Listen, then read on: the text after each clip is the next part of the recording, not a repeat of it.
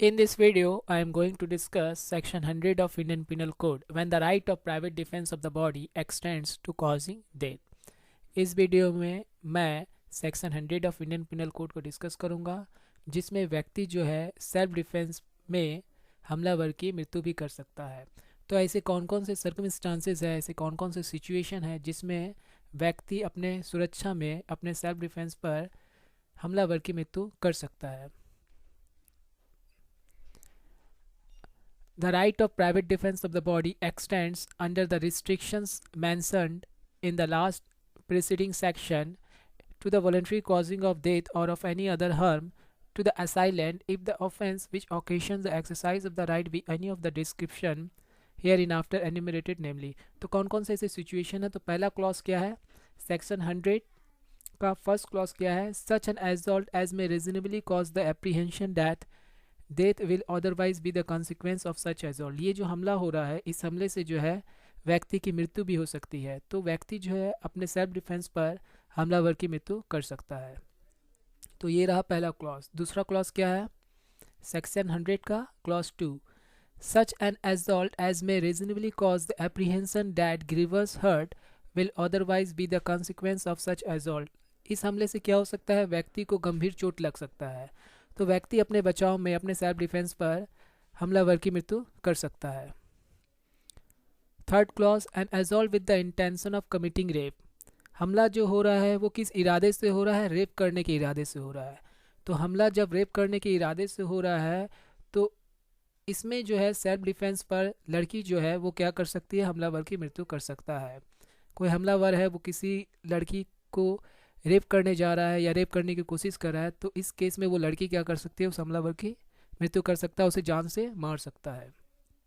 Fourth clause, section 100 का fourth clause, an assault with the intention of gratifying unnatural lust.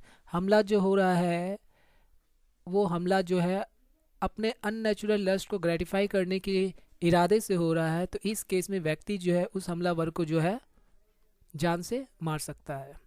Fifth clause, an assault with the intention of kidnapping और abducting. हमला जो हो रहा है वो किस इरादे से हो रहा है? कि व्यक्ति का अपहरण करने के इरादे से हो रहा है। वो व्यक्ति का अपहरण करेगा, इस इरादे से अगर हमला हो रहा है तो व्यक्ति क्या कर सकते हैं? वो अपने बचाव में उस हमलावर की मृत्यु कर सकता है। ओके।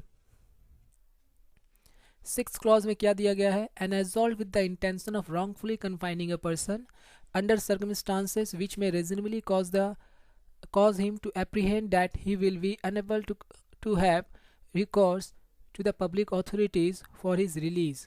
यहाँ पे जो हमला हो रहा है वो किस इरादे से हो रहा है?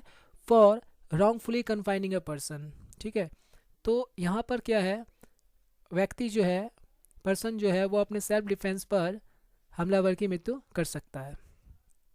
सेवेंथ क्लॉज जो है, ये सेवेंथ क्लॉज न्यूली ऐड हुआ है by criminal law amendment act 2013। तो सेवेंथ क्लॉज में क्या दिया गया है उसे समझ लेते हैं। An act of throwing or administering acid or an attempt to throw or administer acid which may reasonably cause the apprehension that grievous hurt will otherwise be the consequence of such act.